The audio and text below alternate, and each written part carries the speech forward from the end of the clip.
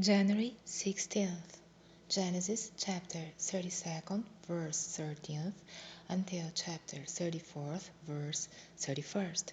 And he lodged there that same night, and took of that which came to his hand a present for Esau his brother, 200 she goats, and 20 he goats, 200 ewes, and 20 rams, 30 milch camels, with their coats, 40 kine, and 10 bulls, 20 she asses, and 10 foals. And he delivered them into the hand of his servants, every drove by themselves, and said unto his servants, Pass over before me, and put a space betwixt drove and drove. And he commanded the foremost, saying, When Esau my brother meeteth thee, and asketh thee, saying, Whose art thou? And whither goest thou? And whose are these before thee? Then thou shalt say, They be thy servant Jacob's. It is a present sent unto my lord Esau. And behold, also he is behind us. And so commanded he the second and the third, and all that followed the droves, saying, On this manner shall you speak unto Esau when you find him, and say, You moreover, behold, thy servant Jacob is behind us. For he said, I will appease with him with the present that goeth before me, and afterward I will see his face. Peradventure he will accept of me. So went the present over before him, and himself lodged that night in the company. And he rose up that night, and took his 2 wives, and his 2 women servants, and his 11 sons, and passed over the ford Jabbok. And he took them, and sent them over the brook, and sent over that he had. And Jacob was left alone, and there wrestled a man with him until the breaking of the day. And when he saw that he prevailed not against him, he touched the hollow of his thigh, and the hollow of Jacob's thigh was out of joint, as he wrestled with him. And he said, Let me go, for the day breaketh. And he said, I will not let thee go, except thou bless me. And he said unto him, What is thy name? And he said, Jacob. And he said, Thy name shall be called no more Jacob, but Israel. For as a prince hast thou power with God and with man, and hast prevailed. And Jacob asked him, and said, Tell me, I pray thee, thy name. And he said, Wherefore is it that thou dost ask after my name? And he blessed him there. And Jacob called the name of the place Peniel, for I have seen God face to face, and my life is preserved. And as he passed over Peniel, the sun rose upon him, and he halted upon his tide. Therefore the children of Israel eat not of the sinew which shrank, which is upon the hollow of the thigh, unto this day, because it touched the hollow of Jacob's thigh, and the sinew that shrank. And Jacob lifted up his eyes, and looked, and behold, Esau came, and with him 400 men. And he divided the children unto Leah, and unto Rachel, and unto the 2 handmaids. And he put the handmaids and their children foremost, and Leah and her children after, and Rachel and Joseph hindermost. And he passed over before them, and bowed himself to the ground 7 times, until he came near to his brother. And Esau ran to meet him, and embraced him, and fell on his neck, and kissed him, and they wept. And he lifted up his eyes, and saw the women and the children, and said, Who are those with thee? And he said, The children which God hath graciously given thy servant. Then the handmaidens came near, they and their children, and they bowed themselves. And Leah also with her children came near, and bowed themselves. And after came Joseph near, and Rachel, and they bowed themselves. And he said, What meanest thou by all this drove which I met? And he said, These are to find grace in the sight of my Lord. And Esau said, I have enough, my brother, keep that thou hast unto thyself.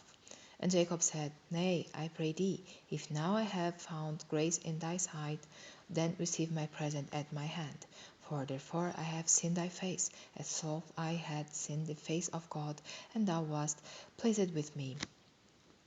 Take, I pray thee, my blessing that is brought to thee, because God hath dealt graciously with me, and because I have enough. And he urged him, and he took it.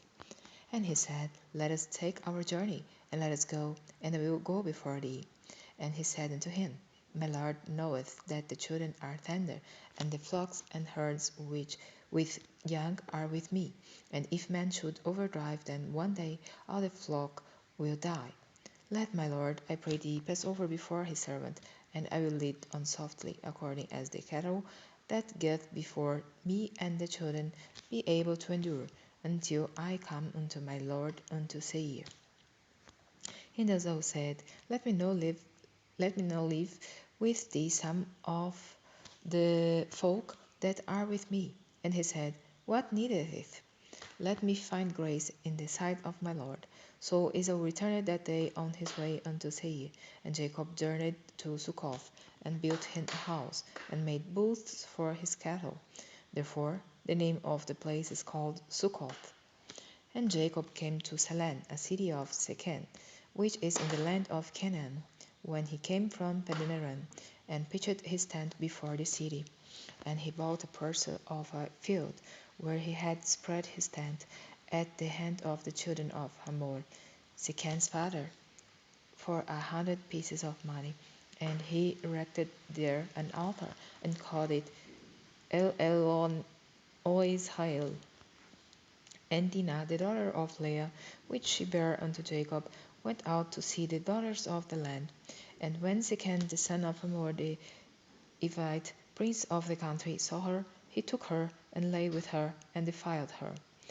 And his soul clave unto Dinah, the daughter of Jacob, and he loved the damsel, and spake kindly unto the damsel. And Shechem spake unto his father Hamor, saying, Get me this damsel to wife. And Jacob heard that he had defiled Dinah his daughter. Now his sons were with his cattle in the field, and Jacob held his peace until they were come. And Hamor the father of Shechem went out unto Jacob to commune with him. And the sons of Jacob came out of the field when they heard it. And the men were grieved, and they were very wroth, because he had wrought folly in Israel in lying with Jacob's daughter, which thing ought not to be done. And Hamor communed with them, saying, The soul of my son Shechem longeth for your daughter. I pray you give her him to wife, and make him marriages with us, and give your daughters unto us, and take our daughters unto you. And you shall dwell with us, and the land shall be before you. Dwell and trade therein, and get your possessions therein. And Shechem said unto her father and unto her brethren, Let me find grace in your eyes, and what you shall say unto me I will give. Ask me never so much dowry and gift, and I will give according as you shall say unto me. But give me the damsel to wife. And the sons of Jacob answered Shechem and Hamor his father deceitfully, and said, Because he had defiled Dinah their sister.